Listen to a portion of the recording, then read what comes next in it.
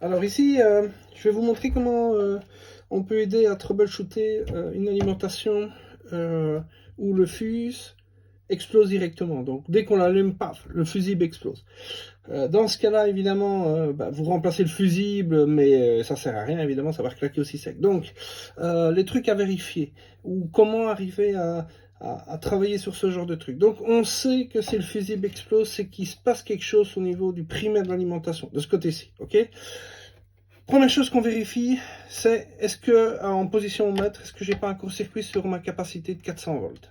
Exemple ici, vous voyez, là je suis à 0, ça bouge pas du tout. Donc ça veut dire que j'ai un court-circuit au secondaire de l'alimentation. C'est ce que j'ai simulé ici, évidemment. J'ai les MOSFET, bien souvent, claquent, se mettent en court-circuit. Ici, il y en a deux, en général, il n'y en a qu'un. Donc ici, j'ai court-circuité entre le drain et la source pour simuler un court-circuit. Et on le voit ici, quoi. Si j'enlève mon court-circuit, là, on voit que, vous voyez, hop, voilà.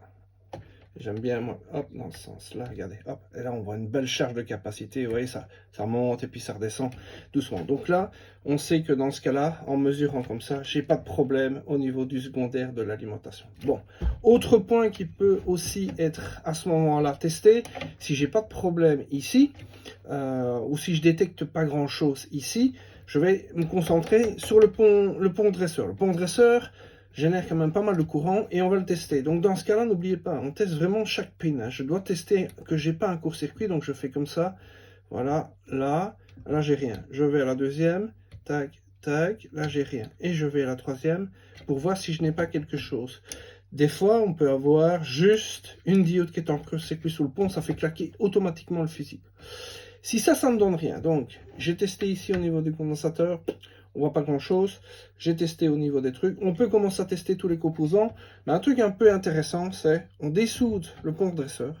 Comme ça, je vais isoler avant le pont. Et je vais pouvoir tester tout ça. Versus après le pont. Donc j'enlève le pont dresseur. On remet le fusible. On rebranche le courant. Si ça explose, ok. On sait bien qu'on a un problème peut-être avec les CTP. C'est pas souvent, mais ça pourrait arriver, ou bien avec des selles qui sont en court-circuit.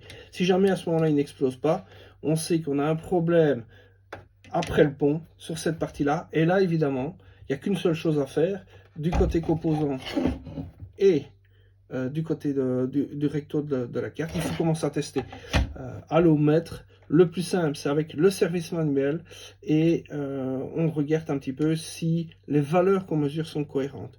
L'autre cas, plus rare, mais qui peut quand même arriver, c'est le transfo. Le transfo ici, où il y a des spires en court-circuit, mais ça c'est beaucoup plus délicat à détecter. Dans ce cas-là, il vaut mieux pas trop chercher. Autre truc qu'on peut aussi utiliser, c'est ceci. Il faut arriver à trouver, parce que ça on ne trouve plus du tout. Donc ça nous permet d'avoir une tension de sortie qu'on peut réguler avec ceci. Et alors à ce moment-là, je vais brancher avec un oscilloscope ici au secondaire et je vais monter doucement ma tension. Je monte pas trop fort hein, parce que sinon je vais évidemment faire exploser directement. Et là on peut voir on pourra voir qu'il y a des choses qui se passent.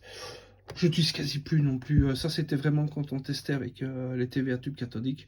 Mais bon, on ne sait jamais, comme ça vous savez quoi. Mais il faut arriver à trouver un truc pareil, on s'en en trouve pas. Je vous conseille même pas d'en acheter un, parce que ça coûte maintenant, comme on ne les trouve plus, ça coûte une blinde. Et vous n'en aurez que peu d'utilité. Le plus simple, c'est ici, puisque ça on sait bien que les pièces qui claquent le plus souvent, c'est les deux MOSFET.